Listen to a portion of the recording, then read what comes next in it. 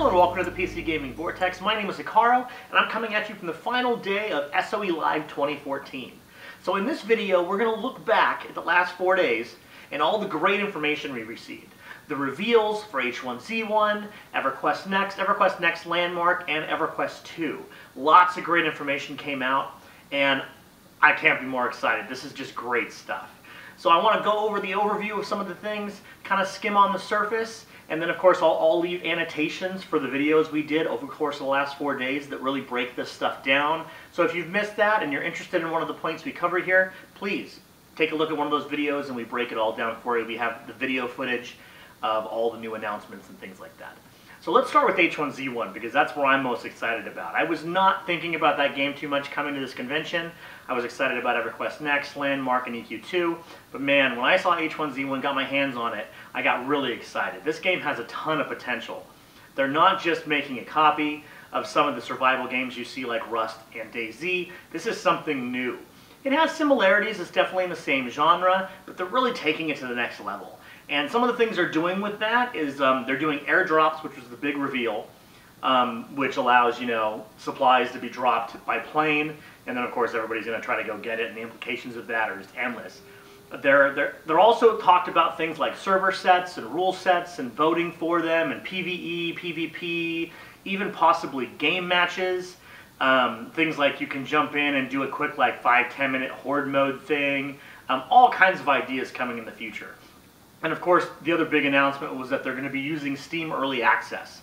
So they didn't give a date or anything yet, but it did sound like it's actually sooner than later. I definitely think we're going to see this by the end of the year in Early Access. But utilizing Steam Early Access means it's probably going to be a low price point to get in, and it's definitely going to be a well-moderated and easily accessible beta period, which is good. Anybody excited about this game wants to get their hands on it and wants to have their voice heard. And let me tell you, after talking to the developers for this game, your voice will be heard for this game. It's some exciting stuff. They're paying attention. So if you want to see more information on that and see the video of the airdrop trailer, go ahead and click right here. It'll take you right to that video. And I'll also put the annotation for our Day 2 video where we really discussed in depth some of the things that they had announced. So the next game on the list is EverQuest Next. Now EverQuest Next, we were all excited to see. I think that was the most anticipated one of the show. Everybody wanted to see more about EverQuest Next. Now, we already talked in the other video about the progress it's made since last year. It's head over heels a different game, in my opinion. It looks grittier, still has that cartoonish look, but it looks a lot better. Then they showed us combat. Combat blew my mind. The look of it, the feel of it, the dynamic aspect of it, the fact that it's skill-based. It really matters where you're standing, where you are, how you counter your opponent. A big rock, paper, scissors game. They even showed some PvP to show how that kind of fits together. We got to see, I think it was 4 or 5 different classes in action, and it looks fantastic. We also got to hear some of the music from the composer that's doing the game, which sounded great, and they also talked about the lore, which is available on the website if you're interested in reading into the stories they've written about it. It's really good stuff.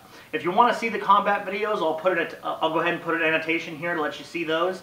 We have those all compiled, and once again, if you haven't seen those yet, you've got to go check those out. It made me extremely excited about this game, even more so than I was before. We'll also have an annotation here below it that will show you the breakdown and the discussion we did on Day 2, which is also great stuff. The third game on the list is EverQuest Next Landmark. Now this game is already in beta, people are already playing it, and some of the creations in that game are just phenomenal.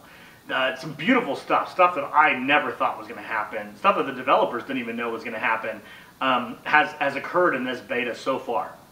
The announcement we got was combat, and that's exciting for me as someone that's extremely excited about that game and loves what's happening so far, but isn't really a builder necessarily. The combat aspect is really exciting. I like the fact that it's going to be separate. It's not going to mess with the people that want to just build and resource gather like the game is currently. It's going to be contained and it's going to be consensual. You pretty much have to say you want a PvP, say you want a PvE for that to happen. So it won't step on anybody's toe. You can play the game the way you want to play the game, which is fantastic. All the building blocks, we explained all the building blocks in our other Landmark video that we posted yesterday. It goes through exactly how it works, how you can build an arena, how the monsters that were introduced for the upcoming PvE content, and it shows the weapon system, the class system, which isn't really a class system as much as it is the weapon you're holding determines your abilities, and the armor you're wearing and the accessories you're wearing determines the synergies. So not really a class system, but yet it kind of is a class system. Easily swappable though, you just grab a different set of weapons. If you want to take a look at that information, I'll have the annotation for the Landmark video here for you, and you can take a look at that. We have all the videos and footage that they gave us from the convention that actually shows the combat, one of the weapon sets that's upcoming, and gives a real breakdown of the concepts and stuff that they talked about in that keynote. And let me tell you, it looks great. This game is evolving to be something that I was not expecting. It is evolving to be something bigger and more of a giant playground. And when I look at it, I just want to dive in and try things out. I just want to play around, you know, like a big bucket of Legos. So the last game, but certainly not least on our list here, is EverQuest 2. So EverQuest 2, there was a lot of discussion about the new expansion coming out. Now the new expansion coming out is super exciting. It's going to be out on November 11th, and the new expansion is Altar of Malice. Now we got to see a lot of the new zones, we got to see the new race, which looks awesome. And we also got to hear about the level cap increasing, the guild level cap increasing, Grandmaster abilities, just a ton of new information that's extremely exciting. The zones look amazing. They're using a new terrain tool to build the new zones, and it doesn't even look like the same game. These zones look lush, and they look realistic, and they look beautiful, far more than the older zones. The older zones look good, but you know, it's getting a little dated, and the new stuff just looks fantastic. I love to see that step forward and really taking it to a new level when it comes to the design of the levels. So if you haven't seen the videos on that, I highly suggest that. The videos of the zones are gorgeous. There's a pirate city that's kind of vertical. It looks amazing. There's an altar for this new cult.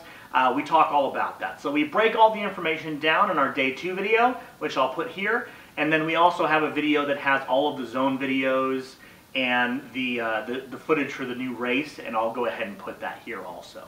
So I would definitely check it out. If you haven't been to an SOE Live before, or back when it was called a fanfare, and you play one of SOE's games, I really suggest it. If you can get out to Vegas for SOE Live, it is a blast. Not only is it great information, and you're in an area with people that you obviously have something in common with, being someone that plays an SOE game. These are all gamers you're surrounded by with a passion for these games. But the developers and the employees at SOE are just fantastic. You can walk up to one of them and ask a question. You can walk up to one of them and have a conversation, and they're gracious and they're appreciative. And the conversations and the questions are never an annoyance. We've all had experiences where we walk up to someone to ask a question at a store or something like that over the phone, and you can kind of feel that they don't want to answer those questions. I have yet to see that at a fanfare or SOE Live.